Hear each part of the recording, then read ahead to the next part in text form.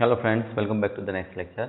આપણે આગળના લેક્ચર જે છે એમાં ચેપ્ટર નંબર 3 વનસ્પતિ સૃષ્ટિ સ્ટાર્ટ કરેલું હતું, જેના આપણે પ્રારંભિક જેને કહેવાય માત્ર વર્ગીકરણ જે છે અને સામાન્ય અર્થ એવો આપણે ટોપિક જે છે ચર્ચા કરેલી હતી. બરાબર. વનસ્પતિ સૃષ્ટિ જે છે એના અલગ અલગ વૈજ્ઞાનિકો દ્વારા આપવામાં આવેલા વર્ગીકરણ, જેમ કે આપણે અભ્યાસ કરેલો હતો કે કૃત્રિમ વર્ગીકરણ પદ્ધતિ, કુદરતી વર્ગીકરણ પદ્ધતિ, જાતિ વિકાસકીય વર્ગીકરણ પદ્ધતિ, બરાબર, પછી આંકડાકીય વર્ગીકરણ પદ્ધતિ, અને પછી અલગ અલગ રંગસૂત્રો જે છે એની સંખ્યાના આધારે, રાસાયણિક ઘટકોના આધારે આપણે આવી ચર્ચા કરી હતી. બહુ નાનો પ્રસ્તાવના જેવો જે છે સામાન્ય ટોપિક. હવે એના પછી આગળના ટોપિકમાં આજે આપણે નેક્સ્ટ જે છે વનસ્પતિનું એક એવું વર્ગીકરણ, બરાબર, કે જે વર્ગીકરણ આપણે ટેક્સ્ટબુકમાં આપેલું નથી પણ તમારે સમજવા માટે ખૂબ જરૂરી છે. બરાબર. બધી વનસ્પતિઓ જે છે એને અલગ અલગ 5 કેટેગરીમાં મુખ્ય વિભાજિત કરેલી છે.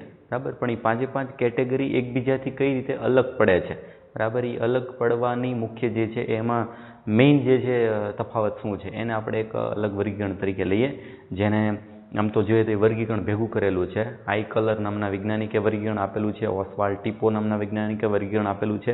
પણ એ બધાનું કોમન એક વર્ગીકરણ એક ભેગું કરીને આપણે એક ચાર્ટ દોરીએ, અને ચાર્ટના આધારે જે ખ્યાલ આવશે કે વનસ્પતિઓમાં બધામાં મેઇન કોમન તફાવત શું છે. બરાબર. તો મુખ્ય વનસ્પતિ સૃષ્ટિ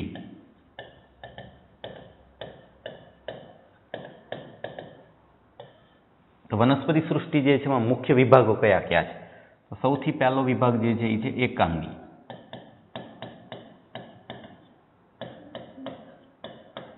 જેમાં મોટા ભાગની લીલ જે છે એનો સમાવેશ થાય છે.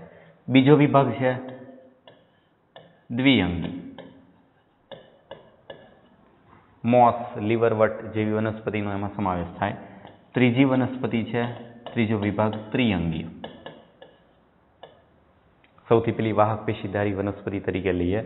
અને ચોથો વિભાગ અનાવૃત બીજધારી. પાંચમો વિભાગ છે આવૃત બીજધારી. એટલે મેઇન 5 વિભાગ છે. હવે એ 5 વિભાગ એકબીજા સાથે કઈ રીતે અલગ પડે છે, એકબીજાના સમાનતામાં શું છે અને બધા જે છે એમાં તફાવત શું છે, એ રીતે આપણે સંદર્ભમાં વનસ્પતિ સૃષ્ટિ જે છે એને વિભાજિત કરશું. એટલે એના પર તમને ખ્યાલ આવશે કે આ 5 વિભાગ એક્ઝેક્ટલી જુદા કઈ રીતે છે, અને પછી આપણે એના એક વિભાગ જે છે એ સમજવાનો પ્રયત્ન કરશું. તો આપણે ચાર્ટ સ્વરૂપે દર્શાવીએ. અને જુઓ, સૌથી પહેલા લઈએ વનસ્પતિ સૃષ્ટિ. તો વનસ્પતિ સૃષ્ટિ જે છે એમાં સૌથી પહેલો વિભાગ જે છે, બરાબર, એના આધારે આપણે લઈએ. સૌથી પહેલો વિભાગ શેના આધારે છે? તો એ પહેલો વિભાગ જે છે એમાં લીધું છે ભ્રૂણની હાજરી. વનસ્પતિ જે છે એની અંદર ભ્રૂણ આવેલું છે કે નહીં, એમાં ભ્રૂણ નિર્માણ થાય છે કે નથી થતું. ભ્રૂણ તમે ભણી ગયા છો, ભ્રૂણવાળો ભાગ જે છે ક્યારે નિર્માણ થાય? તો કે લિંગી પ્રજનન થાય, નરજન્યુ માદાજન્યુ જોડાય ત્યારે ફલિતાંડ બને અને એમાંથી ભ્રૂણ નિર્માણ થાય. તો આવો ભ્રૂણ વિકાસ થાય છે કે નથી થતો, એના આધારે સૌથી પહેલા 2 વિભાગ. એમાં પહેલો વિભાગ આવશે ભ્રૂણ વિહીન, બીજો વિભાગ આવશે ભ્રૂણધારી. એટલે એના પરથી ખ્યાલ આવી જાય કે એક પ્રકાર એવો કે જેમાં ભ્રૂણ હોતું નથી, બીજો પ્રકાર એવો કે જેમાં ભ્રૂણ હાજર હોય છે. ઉદાહરણ એના ભ્રૂણધારી વનસ્પતિ અને ભ્રૂણવિહીન. એમાં ભ્રૂણવિહીન જે છે પહેલું એક્ઝામ્પલ આવશે એકાંગી, એટલે કે ઉદાહરણ તરીકે લીલ. યાદ રાખજો મિત્રો, બધી વનસ્પતિ જે છે એમાં માત્ર ને માત્ર લીલ, એકાંગી વનસ્પતિઓ એકમાત્ર એવી વનસ્પતિ છે કે જેમાં ભ્રૂણ હોતું નથી. કેવી છે? ભ્રૂણવિહીન. એ સિવાયની બાકીની બધી, એટલે કઈ આવશે? દ્વિઅંગી, ત્રિઅંગી, અનાવૃત કે આવૃત. આ બધી વનસ્પતિઓ જે છે એ કેવી આવશે? ભ્રૂણધારી. એટલે બીજો વિભાગ જે છે એ ભ્રૂણધારીમાં ઉદાહરણ શું આવશે? દ્વિઅંગીથી માંડી અને આવૃત સુધીની બધી. એટલે એમાં ઉદાહરણ નથી લખતો કારણ કે એના પેટા વિભાગ પડશે. એટલે 2 વિભાગ મેઇન પહેલા પડ્યા. એક વિભાગ પડ્યો ભ્રૂણવિહીન, ઉદાહરણ તરીકે એમાં એકાંગી. બીજો વિભાગ જે છે ભ્રૂણધારી, જેમાં ઉદાહરણ આવશે દ્વિઅંગીથી માંડી અને આવૃત સુધીની બધી વનસ્પતિઓ. હવે એના પેટા વિભાગ લઈએ, એટલે આપણે અલગ અલગ કલર સાથે દર્શાવીએ તો ખ્યાલ આવશે.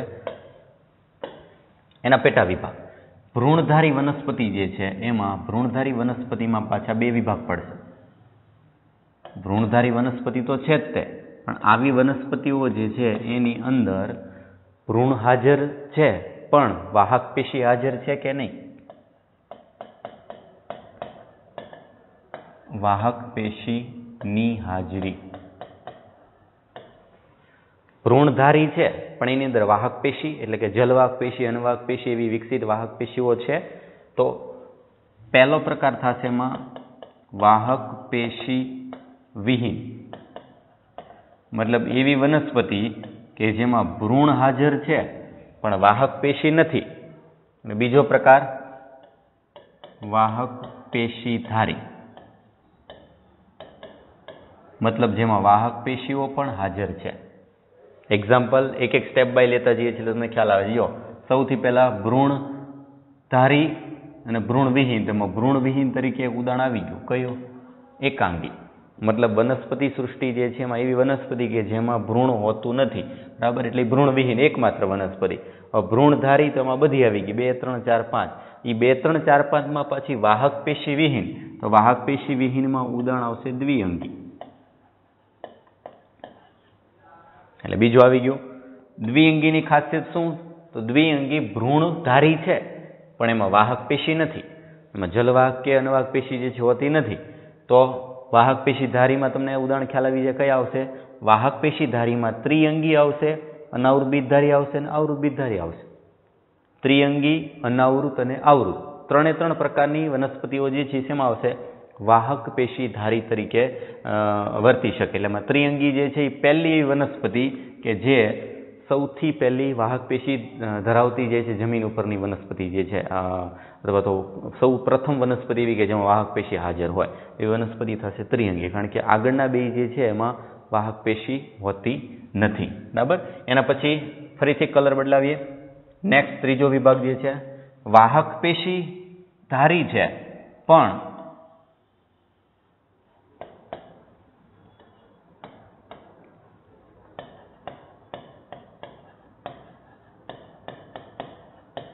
પુષ્પની હાજરી છે કે નહીં. એમાં એક એક ક્રમશઃ સ્ટેપ પડે છે. જો સૌથી પહેલો એવું ભ્રૂણની હાજરી, ભ્રૂણવિહીન, ભ્રૂણધારી.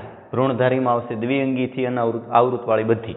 ભ્રૂણધારીમાં પાછા વિભાગ કે વાહક પેશી છે કે નહીં. વાહક પેશી વિહીન છે એવી આવી ગઈ દ્વિઅંગી. વાહક પેશી ધારી તેમાં ત્રિઅંગી, અનાવૃત અને આવૃત બધી આવશે. હવે આ 3 વનસ્પતિઓમાં પછી પુષ્પની હાજરી છે કે નહીં. તો પુષ્પની હાજરી છે કે નહીં, બરાબર, એ આપણે નક્કી કરવા માટે, બરાબર, પુષ્પની હાજરી છે કે નહીં નક્કી કરવા માટે, બરાબર, આપણે પહેલો વિભાગ આવશે સપુષ્પી. પહેલો વિભાગ લે અપુષ્પી, મતલબ કે જેમાં પુષ્પ જે છે એ હાજર નથી. અપુષ્પી એટલે કે પુષ્પવિહીન, જેમાં પુષ્પ જેવો ભાગ હોતો નથી. અપુષ્પી ઉદાહરણ તરીકે આવશે ત્રિઅંગી. ત્રિઅંગી એવી વનસ્પતિ થશે મિત્રો જો કે જેમાં પુષ્પ નથી પણ વાહક પેશી છે. પુષ્પ નથી, વાહક પેશી છે અને ભ્રૂણ પણ છે. ભ્રૂણ છે, વાહક પેશી છે પણ પુષ્પ નથી એવી વનસ્પતિ કઈ? ત્રિઅંગી. તો બીજી કઈ આવશે સામે? સપુષ્પી. સપુષ્પી વનસ્પતિ કે જેમાં આગળના ભાગ જે આવી ગયા છે બધું છે, મતલબ જેમાં ભ્રૂણ પણ હાજર છે, વાહક પેશી હાજર છે અને પુષ્પ જેવી રચના પણ હાજર છે. પુષ્પ જે છે એક સંકુચિત પ્રરોહ છે, બરાબર. જે પુષ્પ હોય તો પુષ્પમાંથી ફળ બને, બરાબર. એમાંથી જે છે અલગ અલગ ભાગ જે છે ફળ અને બીજનું નિર્માણ થાય, તમને ખ્યાલ છે. તો એ પુષ્પ હાજર છે વનસ્પતિ કઈ થશે? અનાવૃત બીજધારી, આવૃત બીજધારી. એટલે ત્રિઅંગી આવી ગયું. એવી વનસ્પતિ કે જેમાં વાહક પેશી છે પણ પુષ્પ નથી. વાહક પેશી છે, ભ્રૂણ છે પણ પુષ્પ નથી, વનસ્પતિ ત્રિઅંગી. બાકીની બે વિધિ સપુષ્પી કઈ? તો કે અનાવૃત બીજધારી અને આવૃત બીજધારી બંનેમાં પુષ્પો છે, પુષ્પ જેવી રચના જે છે હાજર છે. એમાં વિભાગ પડે છે. એ વિભાગ કયા? જો અલગ કલરથી દર્શાવ આપણે એને. સપુષ્પી વનસ્પતિમાં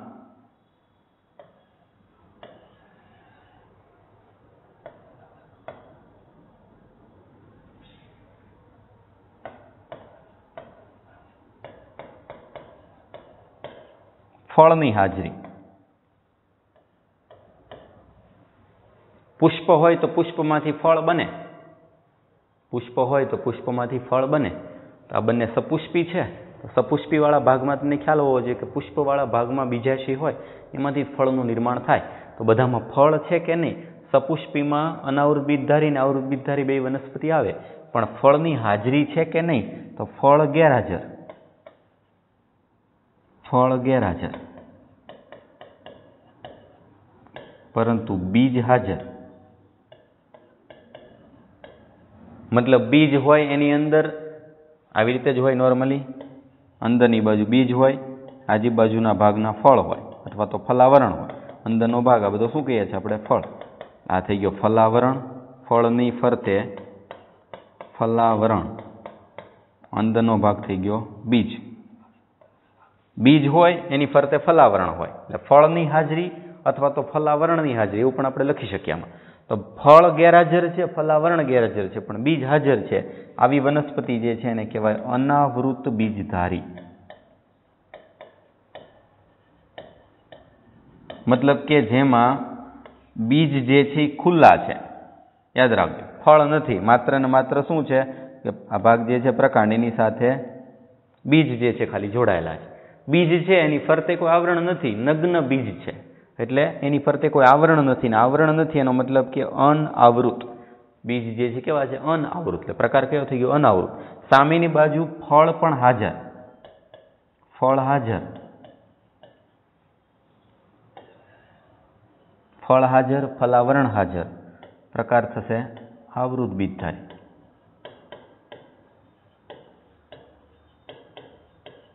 એટલે બે વિભાગ આવી ગયા. પાંચે પાંચ વિભાગ જે છે એનો એક ચાર્ટ સ્વરૂપે જે છે તમને અલગ અલગ જે છે ભાગ દર્શાવ્યો કે બધી વનસ્પતિ જે છે એના 5 વિભાગ પડ્યા છે, પણ એ પાંચે પાંચ વિભાગ જે છે એના મુખ્ય બેઝ શું છે, મુખ્ય જે છે એના તફાવત છે એના આધાર પડે છે કે આ 5 પ્રકાર વનસ્પતિ છે એ વનસ્પતિમાં કંઈક ને કંઈક અંશે. પહેલી છે એકાંગી, એટલે કે લીલ. લીલ જે છે એકમાત્ર એવી વનસ્પતિ કે જેમાં ભ્રૂણ હોતું નથી. તો ભ્રૂણ વિહીન છે, ભ્રૂણધારી કઈ થઈ? બાકીની બધી. દ્વિઅંગી આવી ગઈ, ત્રિઅંગી આવી ગઈ, અનાવૃત આવી ગઈ અને આવૃત આવી ગઈ. આવૃતમાં પાછા હજી 2 વિભાગ પડે છે. શેના આધારે? તો કે એની અંદર જે છે આવેલા બીજપત્રોની હાજરી.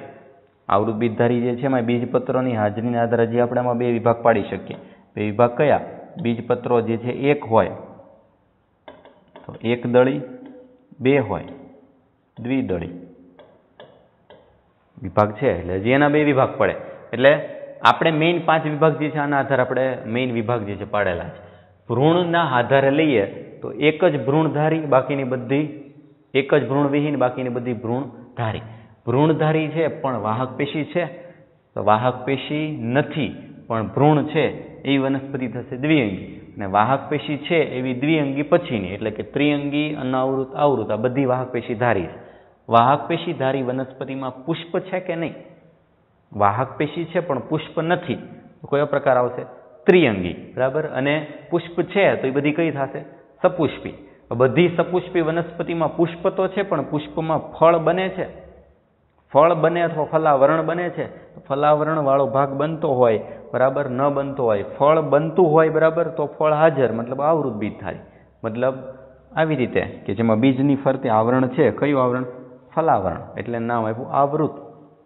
જેમાં બીજની ફરતે આવરણ નથી, ફળ ગેરહાજર, ફલાવરણ ગેરહાજર, પણ બીજ હાજર છે માત્ર, તેને શું કહેવાય? અનાવૃત બીજધારી. સામેની બાજુ જેમાં બધું જ છે, ભ્રૂણ પણ છે, વાહક પેશી છે, પુષ્પય છે અને ફળય છે, બરાબર, એવા વનસ્પતિનો એક ઉચ્ચ કક્ષાની મેઇન વનસ્પતિ સૃષ્ટિ કઈ થશે? આવૃત બીજધારી વનસ્પતિ. આ શું થઈ ગયું? એક પ્રકારનો ઉદ્વિકાસ ક્રમ પણ થઈ ગયો. એક ક્રમશઃ જે છે ઉદ્વિકાસ પ્રમાણે વનસ્પતિ વિકસતી ગઈ. બરાબર. સૌથી પહેલા જે છે ભ્રૂણ વિકસ્યું હશે, ભ્રૂણમાંથી પછી વાહક પેશી વિકસી હશે, વાહક પેશીમાંથી પુષ્પનો વિકાસ થયો, પુષ્પમાંથી ફળનો વિકાસ થયો. એટલે આ પ્રમાણે આ ચાર્ટ જે છે દર્શાવેલો છે. ચાર્ટ પ્રમાણે યાદ રાખવાનું કે આ રીતે બધા વિભાગ જે છે જુદા પાડેલા છે. વનસ્પતિ સૃષ્ટિના 5 વિભાગ, એ 5 વિભાગ એકબીજાથી કઈ રીતે અલગ પડે છે. બરાબર. હવે આપણે આ એક વિભાગ જે છે એને ક્રમશઃ ભણવાના છે. આના પેટા વિભાગ જે છે એની સાથે સાથે કે કઈ રીતે આ બધી વનસ્પતિઓ જે છે એ પેટા વિભાગમાં વહેંચાયેલી છે. એમાં આપણે સૌથી પહેલા આજે શરૂઆત કરીએ. પહેલો વિભાગ એકાંગી, એટલે કે લીલ વનસ્પતિ જે છે એના વિશે ટેક્સ્ટબુક પ્રમાણે માહિતી જે છે ભણતા જઈએ અને એના એક વિભાગ જે છે એના પ્રકાર કયા છે, એની લાક્ષણિકતા શું છે, બરાબર, એનો આપણે અભ્યાસ કરીએ. બરાબર, તો સૌથી પહેલા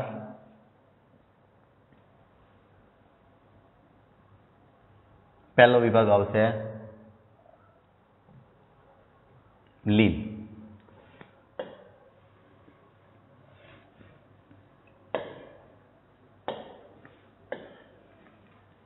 આગળ જોઈ પ્રમાણે લીલ અથવા બીજું નામ આપી શકીએ એકાંગી વનસ્પતિ અથવા ભ્રૂણવિહીન વનસ્પતિ. કે વનસ્પતિ? ભ્રૂણવિહીન વનસ્પતિ, એકાંગી અથવા ઉદાહરણ તરીકે લીલ. લીલના કેટલાક સામાન્ય લક્ષણો આપેલા છે. જો લીલ એ હરિતદ્રવ્ય ધરાવતા, જો હરિતદ્રવ્ય ધરાવે છે તો જ વનસ્પતિ હોય. કારણ કે વનસ્પતિ જે છે હોવા માટે કેટલીક લાક્ષણિકતાઓ કોમન છે, જેમ કે કોષ દિવાલ હોવું જોઈએ. બરાબર, કોષ દિવાલની હાજરી. બરાબર, અથવા તો હરિતદ્રવ્ય હોવું જોઈએ, પ્રકાશલેષણ કરી શકતી હોવી જોઈએ, સ્વયંપોષી હોવી જોઈએ. આ બધી વનસ્પતિ જે છે એની લાક્ષણિકતાઓ છે. હરિતદ્રવ્ય ધરાવતા, સાદા, સુકાયક, સ્વયંપોષી અને મહદઅંશે જલજ, મીઠા કે ખારા પાણી બંનેમાં જોવા મળતા સજીવો છે. એક એક લાઈન, એક એક શબ્દનું મહત્વ છે. સૌથી પહેલું કે આ હરિતદ્રવ્ય ધરાવતા છે, પ્રકાશલેષણ કરી શકશે. સાદા છે, એકાંગી છે, તો સ્વાભાવિક છે કે એમાં મૂળ, પ્રકાંડ, પર્ણ, પુષ્પ, ફળ એવું કંઈ નહીં હોય. વનસ્પતિ છે પણ એની અંદર આવી કોઈ રચના જોવા નહીં મળે. સાદું. સુકાયક સ્વરૂપ છે. સુકાય એટલે માત્ર જે છે તાતણા જેવું સ્વરૂપ, તંતુમય સ્વરૂપ. બરાબર, એમાં આપેલું છે થેલોઇડ સ્વરૂપ. બરાબર, એક ગાંઠવાળા ભાગ, એમાંથી તંતુ જેવા ભાગ નિર્માણ થાય અને એને આપણે મૂળ પણ ના કહી શકીએ, અને પર્ણ ના કહી શકીએ, અને પ્રકાંડ પણ ના કહી શકીએ. બરાબર, પણ એક તાતણા જેવો ભાગ ખાલી દેખાય છે એટલે એને સુકાયક રચના કહેવાય. સ્વયંપોષી, જેનો મતલબ એવો થાય છે કે પોતાનું ખોરાક પોતાની જાતે બનાવી શકે છે. પ્રકાશલેષણ કરી શકે અથવા રસાયણ સંશ્લેષી હોય, પણ એ ખોરાક પોતાની જાતે બનાવે. અને મહદઅંશે જલજ. લીલ મોટા ભાગની બધી જલજ છે, મતલબ પાણીમાં જોવા મળે, જે પાણી પછી મીઠું પાણી પણ હોય અથવા તો ખારું પાણી પણ હોઈ શકે. એના પછી જો તે અન્ય નિવાસ સ્થાનોની વિવિધતામાં પણ થાય છે. એટલે કે માત્ર ને માત્ર પાણીમાં થાય એવું જરૂરી નથી. ઉદાહરણ આપ્યું જો, જેમ કે ભેજવાળા પથ્થરો જે છે એની, ભેજવાળા પથ્થરો જે ભીના હોય, રહેતા હોય, તેની સપાટી પર તમને ખ્યાલ છે કે લીલ જે છે ચોટેલી દેખાય. જમીન ઉપર હોય અથવા તો લાકડાઓમાં. લાકડા, જમીન કે ભેજવાળો વિસ્તાર જે છે જ્યાં સતત પાણી ફરતું રહેતું હોય તેવી જગ્યાએ લીલ થઈ શકે.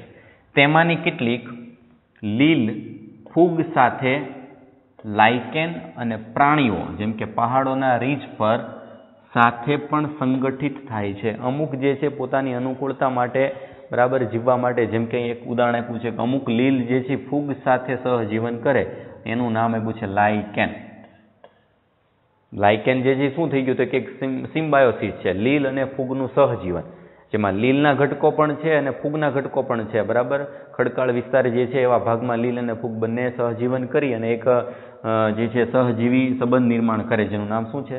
લાઇકેન. એવી જ રીતે કેટલાક પ્રાણીઓ જેમ કે પહાડોના રીંછ જે છે એની ચામડી ઉપર કેટલીક લીલ જે છે ચોંટેલી હોય તેની સાથે પણ જોડાયેલી હોઈ શકે.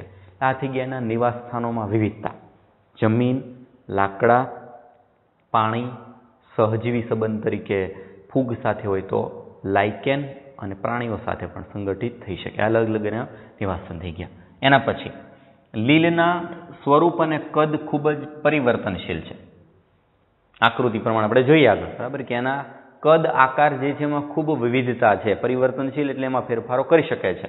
તેમનો કદ વિસ્તાર જેમ કે ક્લેમિડોમોનાસ જેવા સૂક્ષ્મ એક કોષીય સ્વરૂપોથી લઈ અને વોલ્વોક્સ જેવા વસાહતી અને યુલોથ્રિક્સ તેમજ સ્પાયરોગાયરા જેવા તંતુમય હોઈ શકે.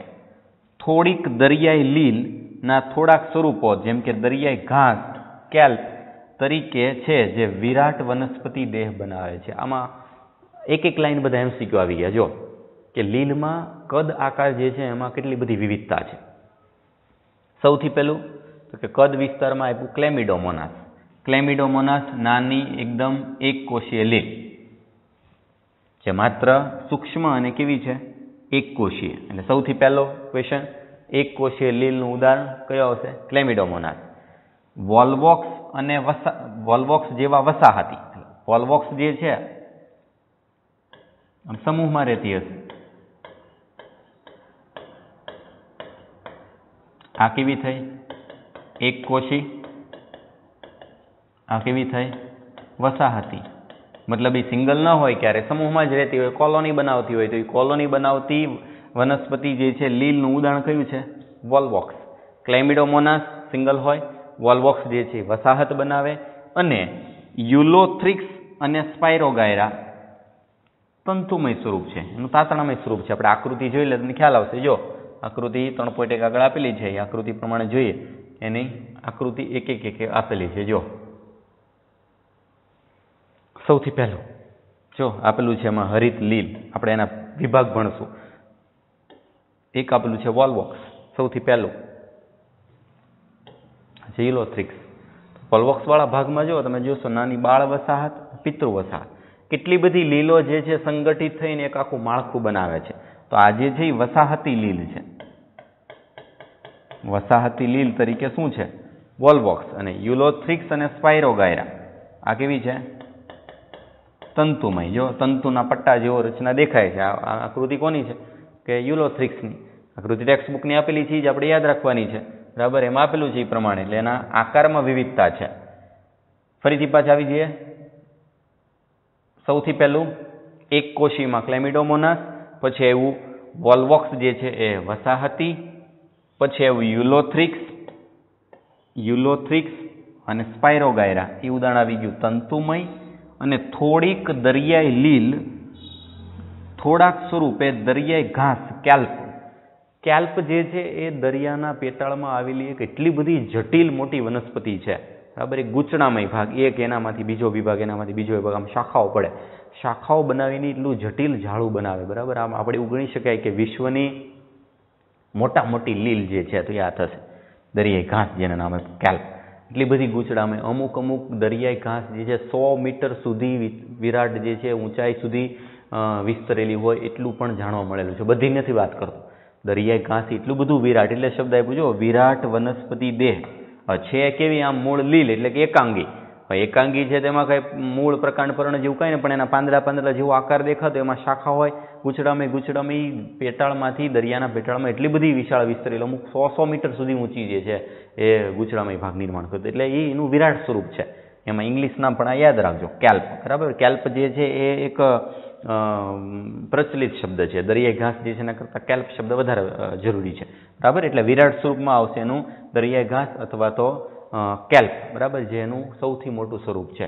તો એક કોશી હોય, વસાહતી હોય, કેટલીક તાતણામય હોય. તાતણામય વાળા ભાગ જે છે એમાં આકૃતિ આપણે આવી ગઈ. તાતણામય વાળા ભાગમાં ઉદાહરણ થશે તંતુમય, થોડીક જે છે વિશાળ સ્વરૂપ, આવી રીતના એના વિભાગ, એમાંથી વિભાગ, આવી રીતના ગૂંચળામય ભાગ બનાવી અને એમાં એ આગળ વધુ જે છે વિકસેલી હોય. આવું જે વિરાટ સ્વરૂપ બનાવે એ શું છે? દરિયાઈ ઘાસ, કેલ્પ. લીલા કલરના પાંદડા જેવો ભાગ, અથવા તેમાં અલગ અલગ પ્રકાર પણ આવી શકે. એ પાંદડા જેવો ભાગ, એના વિભાગ, એમ નાના વિભાગ પડી અને ખૂબ મોટું જટિલ જે છે સ્વરૂપ નિર્માણ કરે. તો એ જટિલ વિરાટ સ્વરૂપ એવા સ્વરૂપે પણ હોઈ શકે. એટલે એના કદ અને આકારમાં આવી રીતે વિવિધતા જોવા મળે છે. નેક્સ્ટ, એના પછી મેઇન વિભાગ છે એનું પ્રજનન. વનસ્પતિ જે છે લીલ, એમાં એનું પ્રજનન જે છે એ કયા સ્વરૂપે થાય છે એ મેઇન સમજીએ. તો લીલ એ વાનસ્પતિક, અલિંગી અને લિંગી પદ્ધતિ દ્વારા પ્રજનન કરે છે. એટલે સૌથી પહેલા તો 3 શબ્દ સમજવા જરૂરી છે. વાનસ્પતિક પ્રજનન, લિંગી પ્રજનન અને લિંગી પ્રજનન, આ બધામાં તફાવત શું છે? તો આપણે એક આવો વિભાગ સમજી લઈએ. જો પહેલા આટલા વિભાગ છે, જેમ કે દ્વિભાજન એટલે કે ભાજન, મેઇન ભાગ છે ભાજન, કલિકા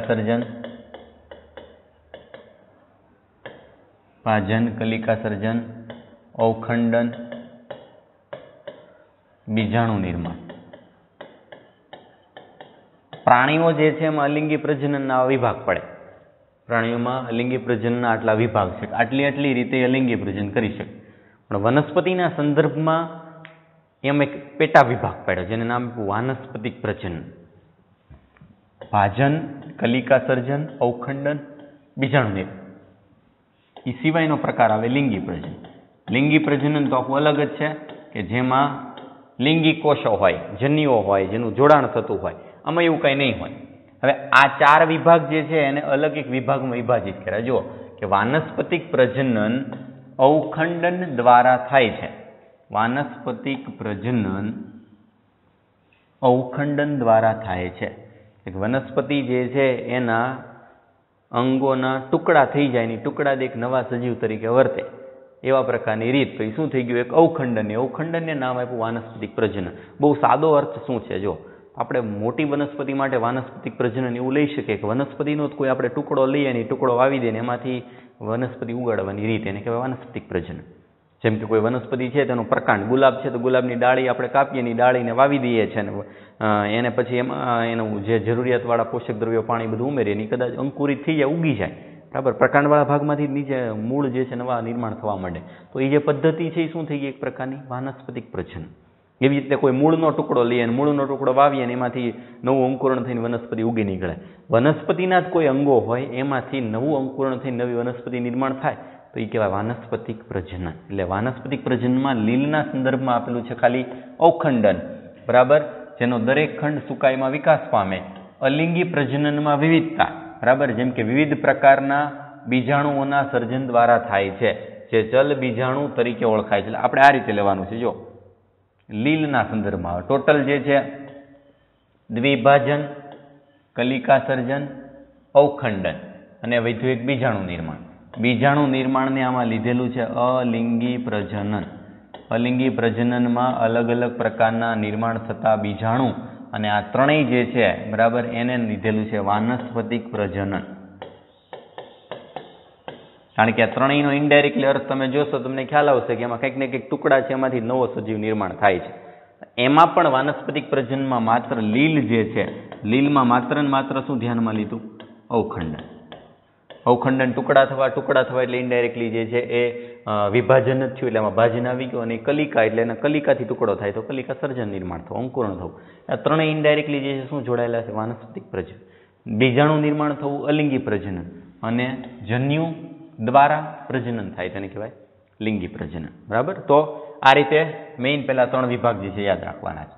હવે વાનસ્પતિક પ્રજનન પહેલું કોના દ્વારા થાય? તો કે અવખંડન. કોનું અવખંડન થાય? તો કે ટુકડા દરેકે દરેક ખંડ સુકાઈમાં વિકાસ પામે છે. જેટલી વનસ્પતિના સુકાઈ ખંડો ટુકડા નિર્માણ થાય, ટુકડા નવા અંકુરિત થઈ નવા સજીવ તરીકે નિર્માણ થાય તો એ કયું પ્રકાર થઈ ગયું? અવખંડન દ્વારા થતું વાનસ્પતિક પ્રજનન.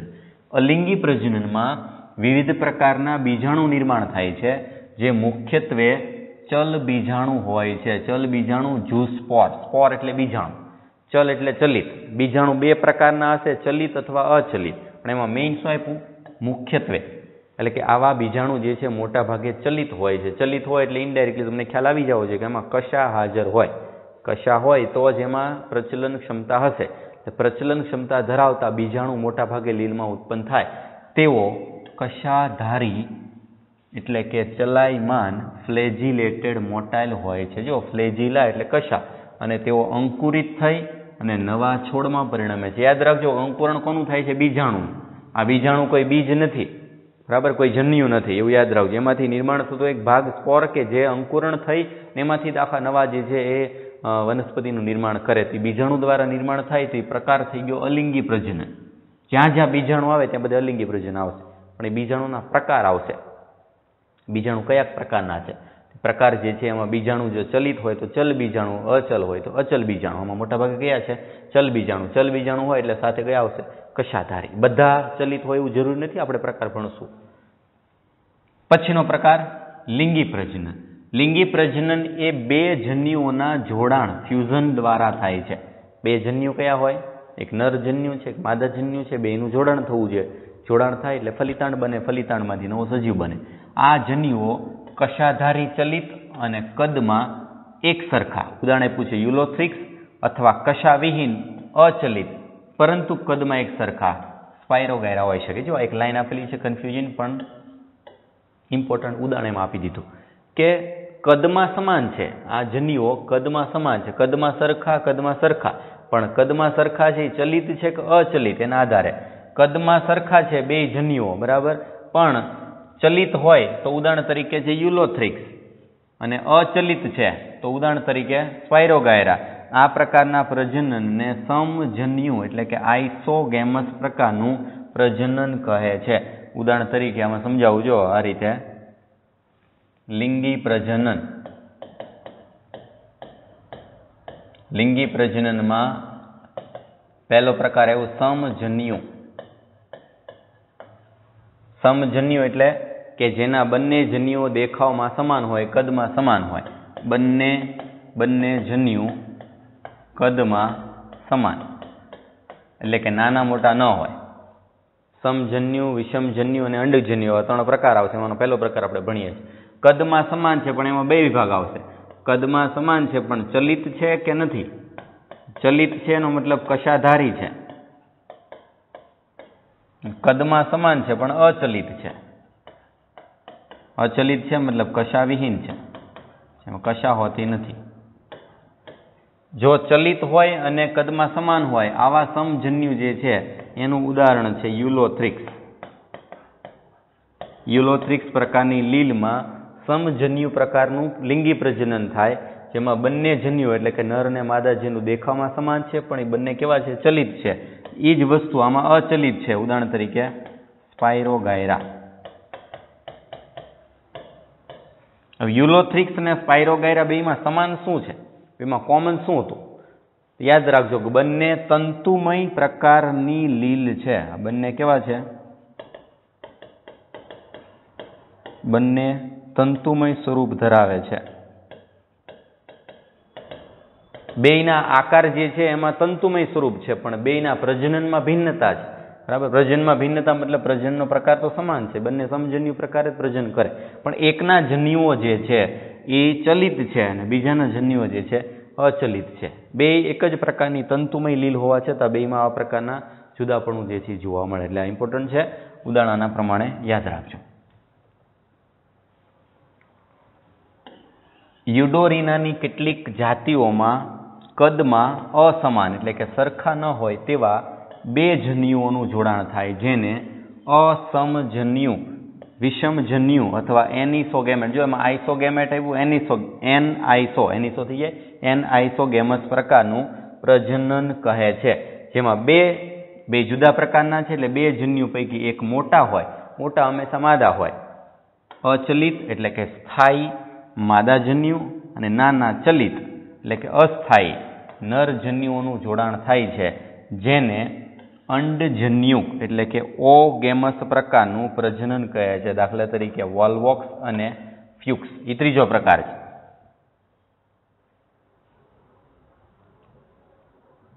આમાં એડ કરી દઈએ. પહેલો પ્રકાર સમજન્યુ, પછી છે વિષમજન્યુ, એના જેવો ત્રીજો પ્રકાર અંડજન્યુ. સમજન્યુ આઇસોગેમસ, આઇસો. આ વિષમ એટલે એનઆઇસોગેમસ અથવા વિષમજન્યુ. ત્રીજો અંડજન્યુ ઓગેમસ. ફરક શું છે? વિષમજન્યુ બંને જન્યુ દેખાવમાં જુદા, એટલે નરજન્યુ નાના મોટા, માદાજન્યુ નાના મોટા હોઈ શકે. વિષમજન્યુ એટલે 2 જન્યુ સમાન કદના નથી. સમાન કદના નથી તો અંડજન્યુમાં પણ એવું જ છે, પણ આમાં એક સ્પષ્ટતા છે. વિષમજન્યુનો એક પ્રકાર જ ગણી શકાય કે આમાં જે અંડકોષ છે, અંડકોષ અથવા જેને આપણે માદાજન્યુ કહીએ છીએ, માદાજન્યુ અને સામે છે નરજન્યુ, આ બંનેમાં સ્પષ્ટતા છે કે માદાજન્યુ હંમેશા જે છે કેવા હોય કે મોટા કદના અને સ્થાયી, સ્થિર હોય, એ હલનચલન પ્રચલન કરી શકતા ન હોય, મોટા અને સ્થાયી હોય એ માદા કોષ હોય, અને નરજન્યુ જે છે એ નાના કદના હોય અને ચલિત હોય. ને આવા નરજન્યુ જે છે, નરજન્યુ માટે આવી રીતની આપણે સંજ્ઞા વાપરી શકીએ. માદાજન્યુ જે છે એના માટે સંજ્ઞા આવી રીતની હોય. સોરી, ઊંધું થઈ ગયું. નરજન્યુ આ રીતની સંજ્ઞા, માદાજન્યુ માટે આ રીતની સંજ્ઞા. નરજન્યુ ને માદાજન્યુ, અંડકોષ જે છે એ મોટા કદનો હોય, આ જે છે નાના કદના હોય, ને એમાં ચલિત હોય એટલે કશા હોય. ચલિત છે એટલે કશાધારી હોય, આમાં મોટા કદના છે અચલિત છે કશાવિહીન હોય, એક જ જગ્યાએ સ્થિર હોય. આવા જ્યારે ચલિત જન્યુઓ જે છે નરજન્યુ એ માધ્યમ દ્વારા માદાજન્યુ સુધી પહોંચે અને માદાજન્યુનું ફલન કરે તો એ પ્રકાર કયો થઈ ગયો? અંડજન્યુ પ્રકારનું. ને આવા અંડજન્યુ પ્રકારનું જે છે એ ફલન થાય છે એનું ઉદાહરણ આપેલું છે આપણને બે, એક છે વોલ્વોક્સ અને ફ્યુક્સ. વોલ્વોક્સ અને ફ્યુક્સ પ્રકારનું જે છે એ જોવા મળે છે. એટલે મેં એક્ઝામ્પલ લખી દઈએ. એક્ઝામ્પલ આમાં આવશે વોલ્વોક્સ અને સાથે બીજું ઉદાહરણ આવશે ફ્યુક્સ. વોલ્વોક્સ લીલ અને ફ્યુક્સ લીલ એમાં અંડજન્યુ જોવા મળે. વિષમજન્યુમાં એક્ઝામ્પલ તરીકે આપેલું છે યુડોરીના. યુડોરીનાની કેટલીક જાતિ. ફરક શું છે તમને એમ થશે વિષમજન્યુમાં અને અંડજન્યુમાં શું ફરક છે? તો વિષમજન્યુમાં નર અને માદાજન્યુ બે દેખાવમાં જુદા છે. કોણ નાનું કોણ મોટું એવી કોઈ સ્પષ્ટતા નથી. આ માત્ર ફરક છે. એમાં બંને નાના જે છે એમાં નરજન્યુ મોટા કદના હોઈ શકે અને માદાજન્યુ નાના કદના હોઈ શકે, અથવા તો માદાજન્યુ નરજન્યુ તરફ જતા હોય એવું બની શકે. એ અલગ છે. પણ અંડજન્યુમાં તો ફિક્સ જ છે કે માદાજન્યુ ફરજિયાત મોટા અને સ્થાયી હોય, નરજન્યુ ફરજિયાત નાના અને ચલિત હોય, અને નરજન્યુ ને માદાજન્યુ તરફ જવું પડે. આવા પ્રકારનું જેમાં લિંગી પ્રજનન થતું હોય એ પ્રકાર કયો થશે? અંડજન્યુ પ્રકાર. અને એવું ઉદાહરણ જોવા મળે છે વોલ્વોક્સ અને ફ્યુક્સ. એટલે લિંગી પ્રજનનના બેઠા બેઠા એક્ઝામ્પલ જે છે નીટમાં પૂછાય છે. ફરીથી પાછું રિવિઝન. એક પ્રકાર સમજન્યુ, જેમાં જન્યુઓ બંને સમાન કદના હોય, એટલે કે નરજન્યુ અને માદાજન્યુ. નરજન્યુ જે છે આ પ્રમાણે દેખાતા હોય તો આ થશે માદાજન્યુ. એક થશે નરજન્યુ, એક થશે માદાજન્યુ. બેયના દેખાવમાં સમાન કદ બધું સમાન હોય, આપણે જુદા જ ના પાડી શકીએ. બરાબર? તો એવા પ્રકારના જન્યુ એને કહેવાય સમજન્યુ. એમાં પાછા પ્રકાર કે બંને ચલિત હોય, ઉદાહરણ તરીકે યુલોથ્રિક્સ, અને બંને અચલિત હોય તો સ્પાયરોગાયરા. વિષમજન્યુ જેમાં બંનેના કદ જુદા જુદા છે, આપણે ચોખવટ નથી કરી. ઉદાહરણ યાદ રાખવાનું. ઉદાહરણ છે યુડોરીના નામની લીલની કેટલીક જાતિ. ત્રીજો પ્રકાર અંડજન્યુ. અંડજન્યુ એક પ્રકારનું વિષમજન્યુ કદ ગણાય ઇનડાયરેક્ટલી. બરાબર? ઓગેમસ શું કામ કીધું? ઓગેમસનો મતલબ કે જેમ મનુષ્યની જેમ અંડકોષનું ફલન થાય છે, તેમાં અંડકોષ મોટા કદનો હોય, સ્થાયી હોય, નરજન્યુ જે છે નાના કદનું હોય અને ચલિત હોય. એ ત્યાં જઈને અંડકોષ સાથે ફલન કરે. આવા પ્રકારનું ફલન થતું હોય તેને કહેવાય અંડજન્યુ પ્રકારનું લિંગી પ્રજનન. ઉદાહરણ મહત્વનું છે વોલ્વોક્સ અને ફ્યુક્સ. બરાબર? એટલે આજના લેક્ચર પૂરતી આટલું. આપણે લીલ જે છે એમાં અલગ અલગ પ્રકારના પ્રજનન જે છે, એક એક લાઈન તમે જુઓ તો બધું ચિત્રી માર્યું છે, પણ એક એક લાઈન ઇમ્પોર્ટન્ટ છે. એક એક લાઈન આખા MCQ છે, આમાંથી બેઠે બેઠી લાઈન પૂછાય છે. એટલે લિંગી પ્રજનન, બરાબર, લિંગી પ્રજનન જે છે એની પહેલા જોયું લીલ જે છે એની સામાન્ય માહિતી અને એના કદ આકાર જે છે એમાં જોવા મળતી ભિન્નતા. બરાબર? એટલે લીલ અને એની પહેલાના લેક્ચર જે છે એની પહેલાની સ્લાઇડ જે છે એમાં આપણે આ જોયું કે અલગ અલગ પ્રકારની વનસ્પતિ જે છે એનું વર્ગીકરણ આપણે શેના બેઝ ઉપર કરેલું છે. વર્ગીકરણમાં 5 વિભાગ પડ્યા છે. મેં એની 5 વિભાગ એકબીજાથી કઈ રીતે જુદા પડે છે. બરાબર? એટલે આટલું આજના લેક્ચરમાં. આના પછીનું આગળનું જે છે આપણે નેક્સ્ટ લેક્ચરમાં જોશું. બરાબર? ટેક્સ્ટ બુકનું બેઠે બેઠી લાઈન જે છે રીડ કરી દેવાની છે. એક્સ્ટ્રા જે કંઈ લખાયેલું હોય તે નોટમાં તમારે લખી નાખવાનું છે. પછીનું આપણે નેક્સ્ટ લેક્ચરમાં જોશું.